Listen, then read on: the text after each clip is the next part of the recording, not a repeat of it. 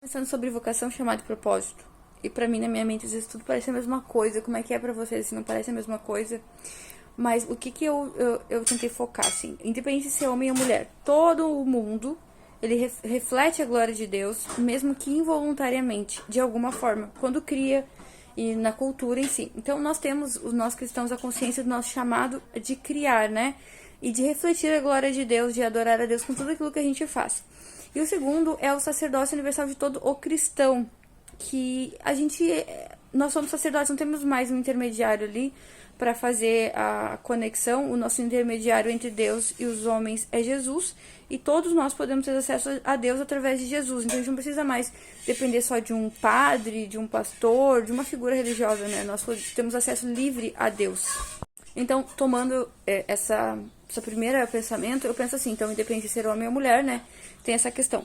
Depois, eu penso que primeiro vem a vocação, que é aquela ideia de coisas que você tem algum tipo de habilidade, mesmo que você não entenda ainda. Por exemplo, pessoas que falam bastante, tem alguma coisa que Deus te vocacionou para fazer que envolva essa tua habilidade, essa tua necessidade de falar.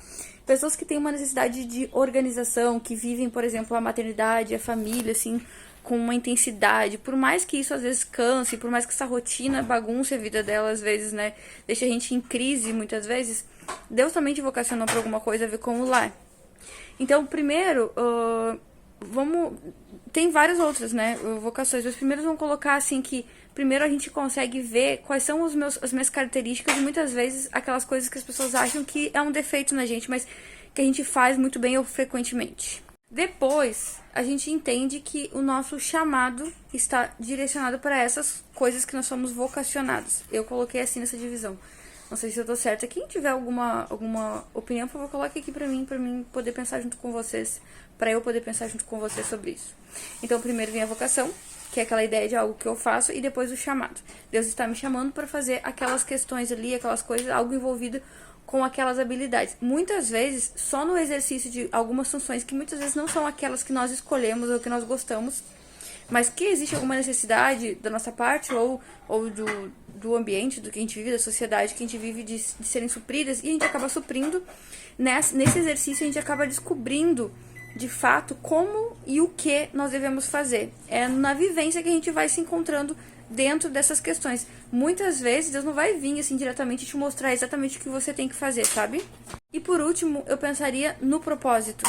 Porque todas essas coisas, todos os dons, os talentos que nós temos, as vocações, e todos os nossos chamados para viver essas vocações, elas têm que servirem a alguém, né? Elas têm que servir a outra pessoa, senão não tem utilidade nenhuma. Não é só pra gente ganhar dinheiro ou só pra gente poder viver a vida. Tudo aquilo que a gente faz tem que servir a alguém e a um propósito.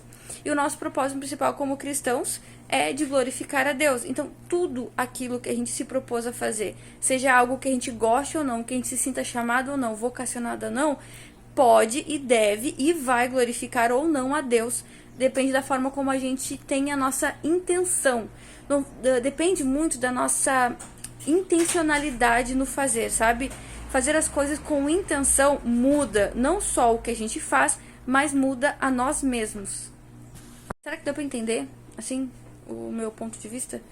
Pensando assim, quando a gente começa a sentir sabe, às vezes a gente fica cansado daquela rotina, sempre as mesmas coisas acontecendo, sempre mesmo quando a gente tenta sair, a gente fica naquele ciclo vicioso, às vezes só do lar, assim, cansa bastante, às vezes o lar, o trabalho, às vezes o lar, o trabalho, o ministério, várias coisas assim se repetindo, a gente tem a impressão de que as nossas coisas não têm impacto na vida dos outros, na nossa vida, que a gente precisa fazer algo com mais significância, mas a partir do momento que a gente começa a observar as necessidades pelas quais a gente faz aquilo e começa a fazer as coisas com mais intenção, com mais pensando naquilo que está sendo feito e entendendo que a gente está suprindo uma necessidade de alguém e isso glorifica a Deus de alguma forma, não importa o que a gente esteja fazendo, fica muito mais fácil da gente entender o valor das nossas ações e entender e se satisfazer naquilo que Deus nos chamou naquele momento, mesmo que não seja aquilo que nós gostaríamos de estar fazendo.